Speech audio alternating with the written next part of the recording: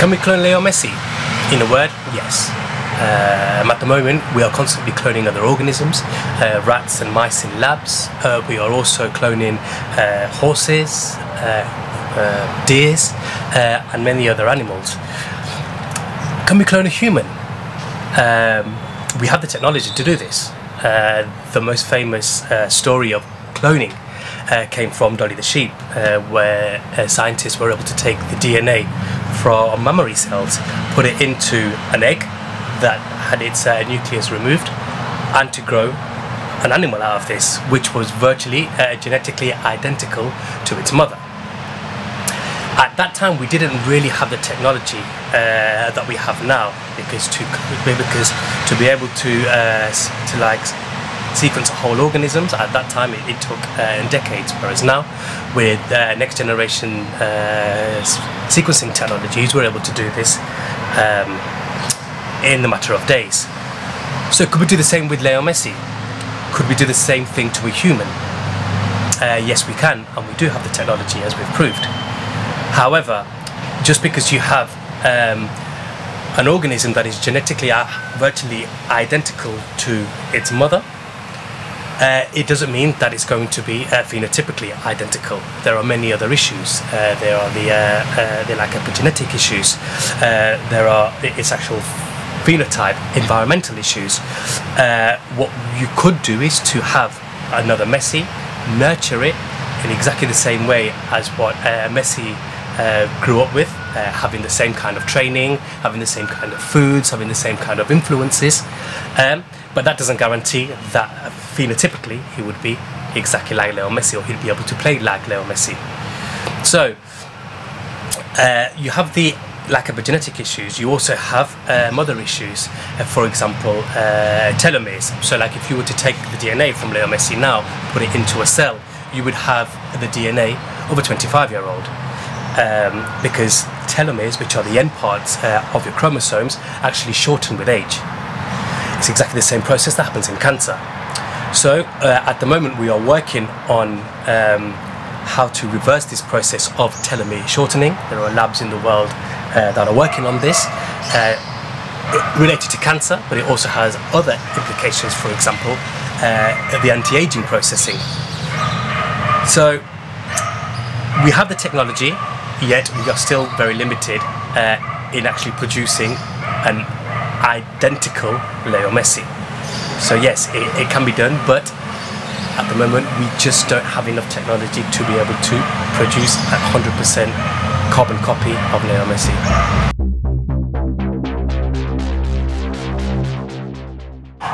All we really need is a sample of his DNA.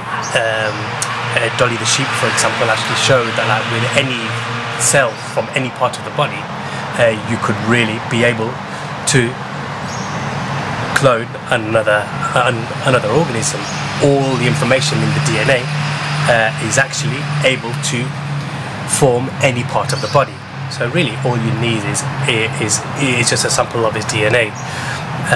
We're able now to make stem cells which have the capacity to be able to differentiate into any other cell in the body. So from sort of like a skin cell, you'll be able to make a heart or a kidney. It really is that simple, and this is really how advanced we've actually come in scientific investigation. So yeah, sort of like any part of his body, any organ, any part of skin, we'll be able to take his DNA, amplify it up, and put it into an egg and clone him.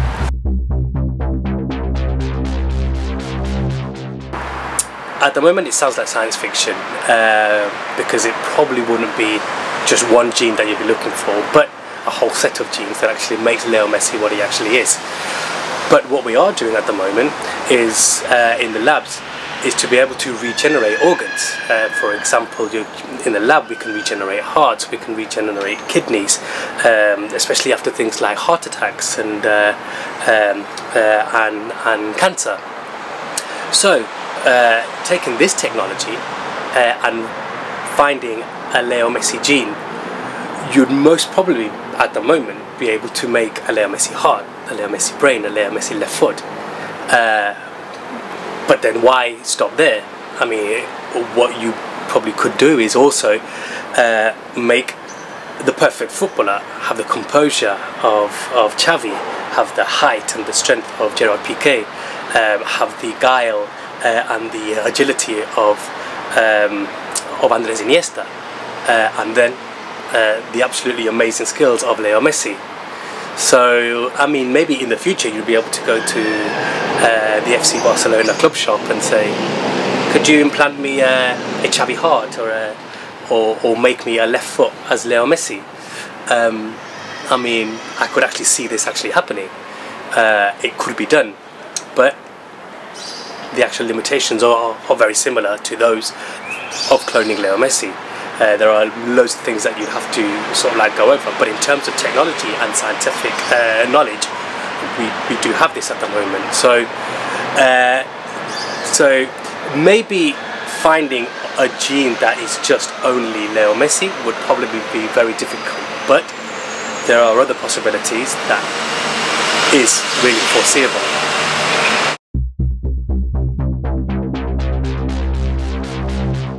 In terms of DNA sequencing and these kind of things, no.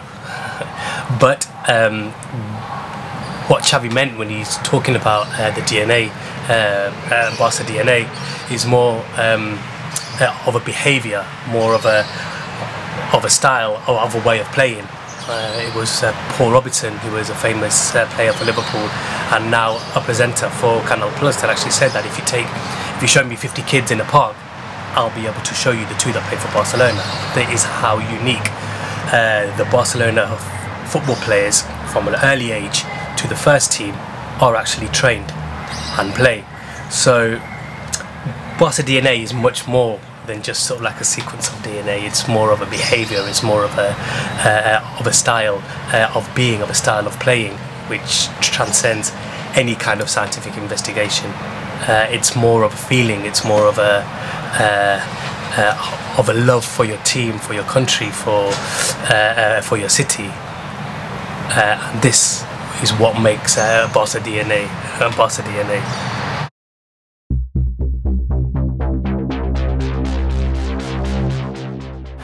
Genetics is a discipline of biology that deals with genes and their function, and how the information in genes are passed on from one cell to another, and ultimately from one organism to another.